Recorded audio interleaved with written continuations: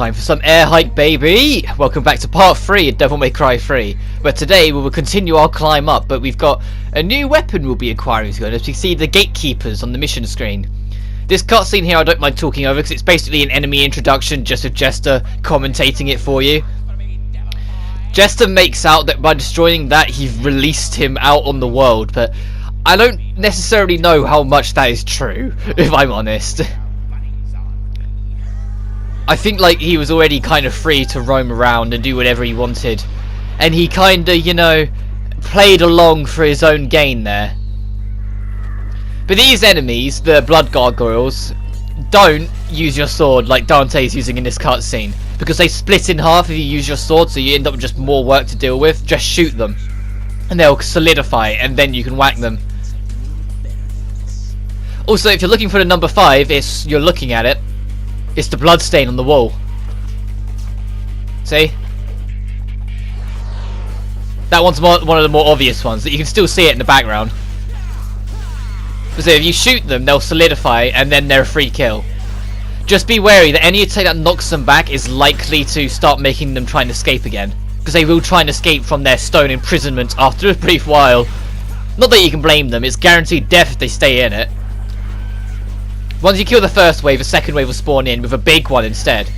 The bigger ones just have more health, so just keep on rattling away at them. And we're using Swordmaster again on this mission, just because of the boss fight at the end is a real pain in the arse, and so I like to use what I'm comfortable with. I'll say that, there's 2 bosses in this mission. One of them is a complete joke that was added specifically to Special Edition, and one that's a pain in the arse, that's the main game boss. Oh, there's one left. Just, oh, come on. There we go. Once you kill it, if you're playing base Devil May Cry 3, the door will break open and you can continue. If you're playing Special Edition, this portal opens up and you have to fight with Jester. There's 3 fights with Jester in the game, only the first one is mandatory. The second and third are completely optional if you don't want to deal with it. I will be fighting all 3 just to show everything sort of thing, but seriously, there's no hassle if you don't want to fight all of them, because he is a pathetic boss. He's the easiest boss in the game in all 3 of his fights. The only time you'll get hit is because of the orbs just catching you. So I always try and find sweet spots where I can just keep on wailing away without worrying about the orbs. Sometimes I just take the hit to just get a bit of carnage in.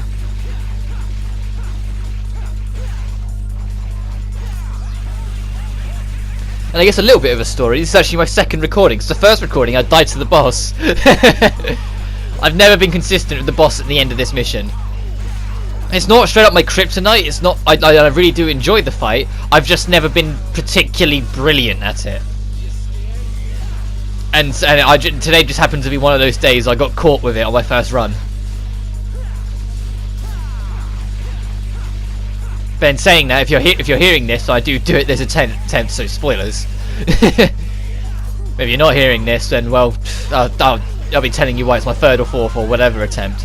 I doubt it would take me much more attempts. It was just dumb mistakes that got me destroyed. Like trying to take the risk and saying, yeah, I can probably get that extra hit in, when I really shouldn't have tried. And I could probably finish this fight if I can get a nice spot like that. There we go. There goes fight 1. There's no fancy weapon or reward for killing Jester or defeating Jester, because you don't really kill him. You just get lots of red orbs. It's just an extra fight they added to Special Edition, so take it for what it is. As a loud bus passes us by. Hopefully that wasn't too loud on the mic. Now I say that, I always mention them, but the past few times I've actually gotten away with it not coming up on the mic. But I don't want to not mention it in case it does go through on the mic and if anyone watching goes, the fuck's that, sort of thing. Anyway, when you get here, everything we got was to try and get this weird clock mechanic thing to take right up to the very top of the tower. There's one of our angel demon reaper statues. The astronomical board. Putting it in will allow the clockwork inside the tower to start working in its own way, and will open up some new paths. Well, it'll open up a string of paths. It opens up this one, so then we can get access to another one, so we can get access to another one. It also turns on a bounce pad right at the very bottom of the map, so you can climb up it much quicker. because that barricade was also blocking the only way up that wasn't through the doors. Every single time I've got that jump, the one time I'm recording I mess that up. I always get that usually. When you get the Fajura, take it down here and through the doors you would go normally. And I'll kill the Reapers along the way, just, you know, get the style ranking up a little bit, get some red orbs in. Like Devil May Cry 1, air hike will only work with the specific weapon you have it unlocked for. So like in DMC 1 where you could only get air hike with Alistair, in this, you can get air hike with Rebellion and 2 other weapons, but only those 3 weapons. The other weapons in the arsenal, because I'm not going to spoil how many, just in case you've been living under a rock for the past decade, the other ones don't have access to it. So be wary with that. If you like a weapon a lot and really enjoying it, and like the flexibility of it, but notice it doesn't have an air hike, and you want the extra like air ability with it, you might want to keep a weapon with you with air hike to quickly snap to get the extra jump to, then snap back. I will be using it probably a couple of times with Cerberus to get the extra height, where I'll swap to Rebellion to get the double jump, then swap back to Cerberus to finish what I was doing. And there's no shame in that. If anything, it looks kind of cool. Swapping out a weapon just to get a little extra mobility option to swap straight back. Like in Devil May Cry 4, they just turned that into style swapping. For your extra mobility option and swap back. Because in DMC 3, you can't swap styles on the fly. You can only swap them at Divinity statues or on mission select screens. But in Devil May Cry 4, they give Dante the most godliest buff they could have ever given him by giving the player the ability to swap on the fly. Making him still one of the most badass technical to play hack and slash characters out there. He's such a fucking fun character in DMC 4 if you can learn him, because he has the biggest toolbox I can think of any action character, because of how many weapons he can carry with, because he can carry 3 weapons at one time. In DMC 3 you can only carry 2 and 2 guns, but in DMC 4 you carry 3 and 3 guns, and you have access to all 4 styles and an additional style on top of that. Dante's a bloody powerhouse in 4, and he's just so bloody fun to learn. Like, the only way they attempted to balance him by just making him do less damage than Nero, the other playable character. But that's less damage per hit, not less damage over time. Trust me, when you really get going with Dante, you'll be wrecking in so much pain. And I'm not even good at Dante in 4, and even I can like highlight that he's really bloody good in 4. And I'm so excited to know that his arsenal has just been expanded further in 5. I can't wait to see like the pros get a hand of him and really start kicking some ass with it. But enough about 4 in the future. Let's talk about 3. But there is it's very different, because like in 4 you'll hear trick sword, trick sword, trick sword a lot from like pro players, of people keeping the move going whilst getting the damage done. But in this, the closest you're getting, if you're not using Trickster, is swapping to a weapon with air hike to get an extra jump, then swapping back to the weapon you want to use. So not that there's anything wrong with that. If anything, like, just take it on the chin that you can keep on top of your fingers to do it. You're like the lower level of what will become the DMC4 equivalent. In Devil May Cry 4 and presumably 5, they changed the weapon specific air hike and make it a general air hike. Once you've got it, you got it. Which is very nice. Anyway, this red skull over here is a secret mission. On my first attempt around this mission, this took me like 6 minutes, because I was overthinking it. What you should really be doing is getting a stinger and breaking up the middle 2, because the outer 2 are a lot easier to deal with, because you can take one off camera, and if enemies aren't on camera, they are pacified. I don't know if I've mentioned it yet, but Devil May Cry 3 introduced the most badass thing of, it doesn't make the enemy completely stop, but it will slightly nullify and pacify them if the enemy's not in view of the camera, so you don't get blindsided. But that one took me a while on this one, because I know how to do it, but I usually just keep my distance, dodge and shoot, and I just kept on getting slightly captured because there's 4 of them shooting you at once. You're going to get caught by one mid-roll. But when I sort of gave up, I eventually just went head first in it on my first attempt, and when, you know, what would happen if I just went straight for the middle 2 physical attacks, and it worked. And so that's what I decided I needed to do with this one, and it worked first time again there, so it's fine. This lift will weigh down if too many enemies spawn on it, so feel free to just go wild with the shotgun and use stingers a lot. just don't get knocked off. It's very aggravatingly easy to get knocked off of this damn thing. Or for it to get overweight and it just tower down. Oh shit. Like that! And then you just go straight, you just career straight down to the bottom. You just plummet like EA's shares straight down to the bottom of the lift. Oh no, I should be more relevant with my joke. Plummet like Bethesda's shares after Fallout 76. Seriously, like, the amount of people who have gone, oh, I never expected Bethesda to be like this. And then there's me, like, hipster Joe, being like, nah, I haven't agreed with Bethesda for a while now. This has been strike free for me for 76. Strike 1 was the Prey incident. If you don't know what I'm on about, look up Hyperbit Hero's video on it, and because essentially there was a badass game called Prey 2 that was going to exist. It ended up not existing because Bethesda wanted it, and the company didn't want Bethesda to just have it. They wanted it to be their own thing. So Bethesda stripped any financial gain they had from it until they had nothing left, to the point where the company had nothing to make a game from, and eventually had to sort of give up the empty shell that it was. Bethesda just ripped it under from them. The only thing that the company could do to redeem it was essentially just destroy the game it was, which is why Prey conveniently got rebooted after only one game, because Bethesda are evil, horrible assholes. Strike 2 was when ZeniMax promised Elder Scrolls Online every expansion would be free if you're paying the subscription, like an optional subscription, and then the day before Morrowind expansion's release, Bethesda themselves turned around and said, nah, it's too big to count as that, sorry, give us the £50. Like, you know, the day before, when literally before it had always been said, and now this in 76 is shit state, is strike free. But we got a cutscene, so I'll stop going on about how Bethesda's scummy.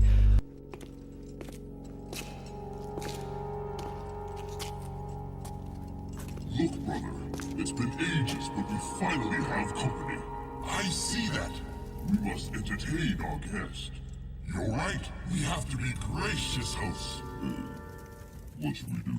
How do I know? We need to come up with something. Brother, our guest is sighing. Sigh? What is sigh? Well, a sigh is when... Enough already! How long are you two gonna keep carrying on like this? In case you didn't get the hint, I'll spell it out. Your guest wants to go through. Got it? Our job here is to guard this pool. That's right. We can't let you pass.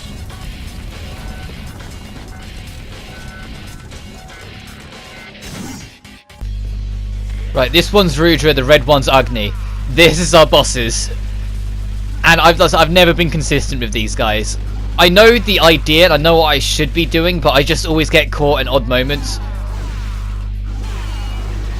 There we go. If you can, you need to like try and clash with their swords, because it's a lot harder to do. It's not like the Hell Vanguard, but it just kind of gives it to you. You do have to genuinely hit their sword when they swing at you, but if you can keep it up, you can knock their sword out of their hand, like that, like so, and they will stay stunned for a pretty damn long time. And you'll do extra damage per hit, so you can really massacre their health bar. Don't straight up kill one while the other's got a large amount of life. You want to try and kill them together as quick as you can. The main reason being, if you kill one, the other's alive, the other will pick up the other's sword and become a much bigger threat, because they will get new moves, get a higher defense, and do more damage, making it a much more difficult fight. So it's why I've moved on now to Agni, because Rudra is actually quite low. And I don't want to knock Rudra any lower because, well, they will occasionally hit each other, like you just saw there, and I don't want Rudra to be solo that Agni accidentally kills his buddy, or his brother, or whatever. Well, I assume brothers. I don't know how the demon world works. As far as I know, they might be lovers. I don't know. They're each their own. Ow. I'm pretty sure they're brothers, though. All jokes aside. Also, I don't know if it's just me, but I've always kind of...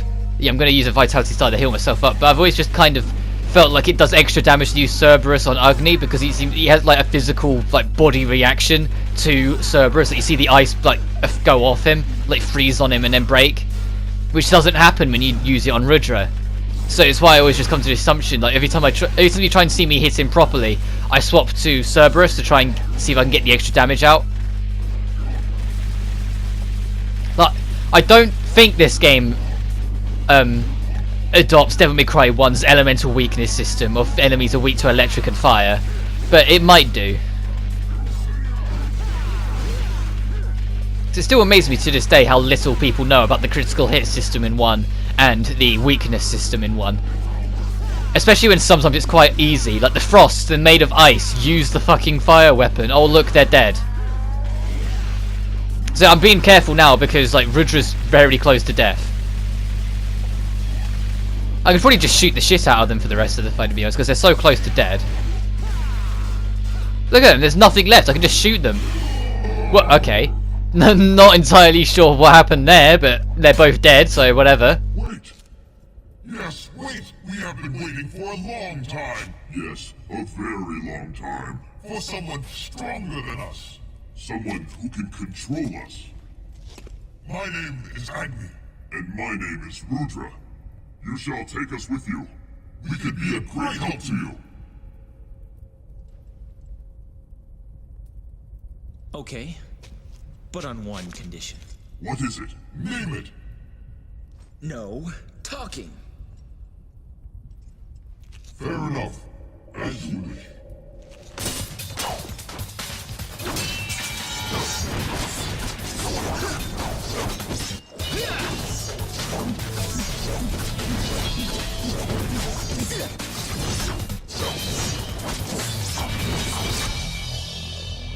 Impressive.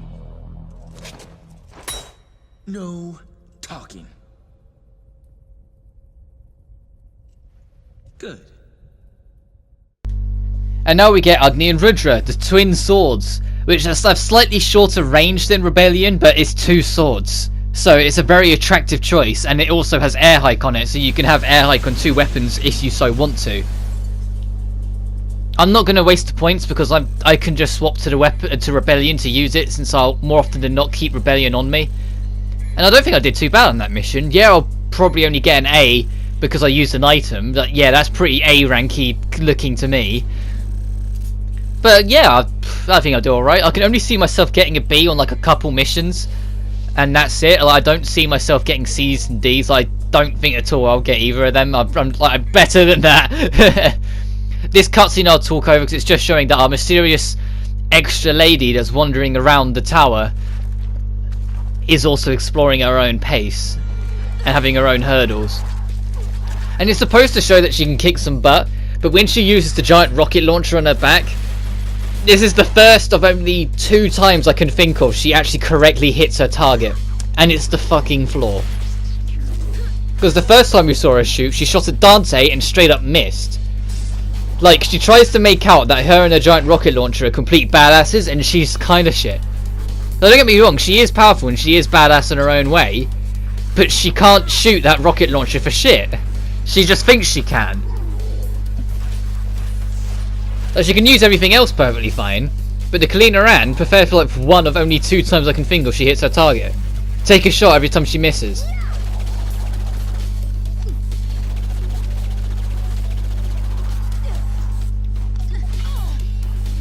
And this is that moment. Only 1 or 2 times she hits the target and it's the floor. So of course she's going to hit a target. If she missed that target, I think she'd just retire and go home. Also, if you're looking for the number of the cutscene, it's the dent that lady just left on the floor. The camera will zoom up to give you a good look at it as she walks off. See it? See the 6? That's another pretty easy one to spot. The 2 lady ones are probably the easiest to spot. When she burns up the demons and makes the flaming free, and then leaves the charred remains of the number 6. Like, hers are probably the easiest to spot. The hardest one to spot, in my opinion, was the 4 on the flag at the start of mission 4. When we saw Virgil and Arkham talk at the top of the tower. This mission is kind of easy. All we're trying to do is get through that door. It's kind of a short mission really, but to get through that door you need to complete 2 of the 3 trials here. If you do all 3 you get an extra ranged weapon for it, so of course I'm doing all 3 to show off everything. this puzzle, it gives you the answer to the question what begins on 4 but ends carries on 2 and finishes on 3. It will just say from a baby to a man to an older on the cane, and so you're supposed to work out that it's referring to that question, and so you're looking for the door of the number 4, the door of 2, and then the door of 3. If you get it wrong, it just puts you in a room full of enemies and you have to start it again. This trial, the harder the difficulty, the faster these come at you. Like, I'm pretty sure on DMD it's impossible for you to do it without Trickster. Like, I'm just doing it this way to show you how it can be done with Trickster. The Trickster dodge gives you invincibility frames to dodge through this. I almost never get this done perfectly, so I'm quite happy I did there. But you'll see what I mean, because this isn't the only time we'll be seeing this. On the harder difficulties, it gets so much bloody faster. And there's a secret mission, like slight spoiler, secret mission tied to them later on, where it bases it on Dante Must Die difficulty, the hardest difficulty, and that is so painfully fast that if you don't have Trickster with you, I just don't see how you'll do it without just grinning and bearing it and taking a lot of damage. There's a similar secret mission in 4, but that one I can't Trickster through because it's way too bad. You have to. The way I've always done it is just powering up the final ranged weapon Pandora, powering it up so you got a full meter, and then flying over the whole thing. I'm just being a twat. You don't have to fight these guys at all. You can run straight through them. You're not blocked in. I just like to. And then the final room, if you've got the weapon, don't bother. Don't go into the final room. It's so much hassle that's not worth it. And you get to do it again later on, and the reward is really not worth it. But I'll do it both times for the sake of showing it off. The way this works, when either of these two wheels are turned off, all the enemies will be in Devil Trigger, what is usually a DMD exclusive thing, meaning they have no recovery, so that you can't stun them at all. They do extra damage, and they have a severely bumped up defense. Like, good luck killing them in DMD because it will take an eternity.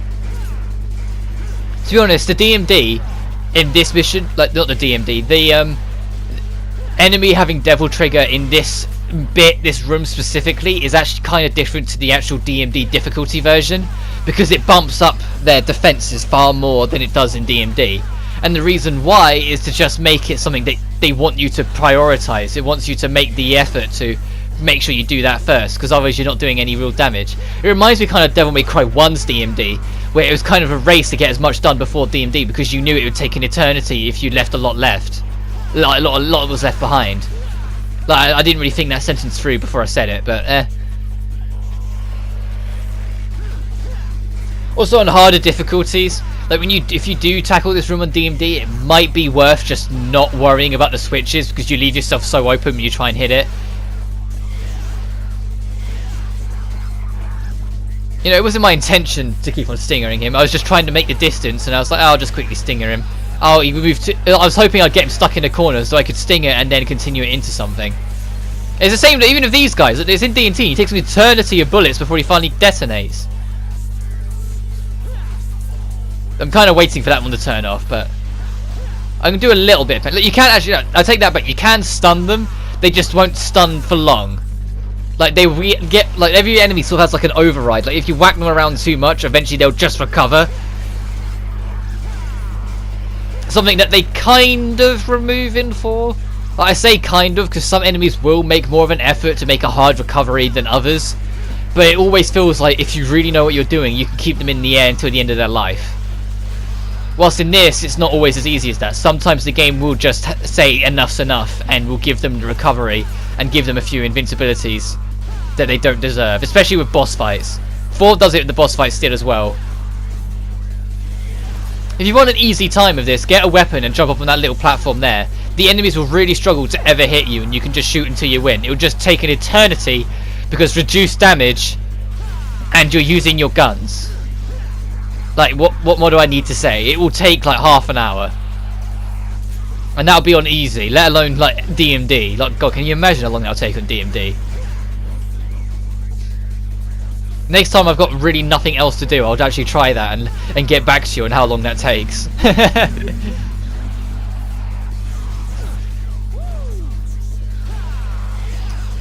Oh yeah, and that's another thing I really like. The fact that you can grab on any like thin standing pole, you can grab onto, spin round, and then kick off. It's only in DMC3 that like they get rid of it in 4, but I don't really mind it because it's very underused in 3. Because I get that there's not really that many situations where they can justify having some weird tall thin pole just sitting where it is. Then there really isn't that many moments in the game because it just wouldn't make sense to have it everywhere. So I'm guessing they just felt it was unnecessary when it came before and just got rid of it entirely. That.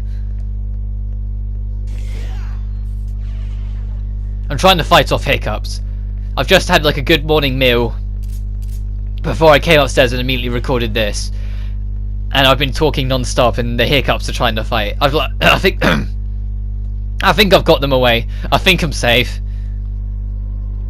So when you can put 2 of them in, the weapon will shoot a direct laser and open your way to the future, sort of thing. But if you open all 3, or put in all 3, the weapon will lower down for you to collect. Artemis. This weapon, just to put out there, this weapon doesn't actually shoot lasers like that. It shoots orbs that can then shoot little lasers, but it won't shoot a concentrated beam of death like that. Like, we won't get beams of death until DMC5. Like, I hate to break it to you. Come on, nearly there. As in, this one's got more of an orangey flame, not a red flame, so it's Agni and Rudra they want you to use. And then we're pretty much done. I said the only thing in that mission is doing all 3 of those rooms. And you don't even have to do them. You only need to do 2 of them. I'm just trying to see if I can get as many red orbs as I can. Platforming up these are never been easy. It's always been really finicky because the jump system they have in this game is just a slightly, and I mean slightly, better version of DMC1's jump system. Like, it's still clunky as shit. It's still not going to get you, like, precise platforming. It's just, it's the only thing I can compliment the reboot on. But we've got a cutscene, so I'm going to say I'll see you guys next time. So next time on Devil May Cry 3, we'll reach the peak of the tower. But until then, you guys take care now. Well, well. You've grown stronger. Go to hell. You point a gun at me? Your own kin? Your dear papa? The only family I ever had was my mother. And she's dead! You break my heart. After all, it was I who gave you your name. My darling daughter.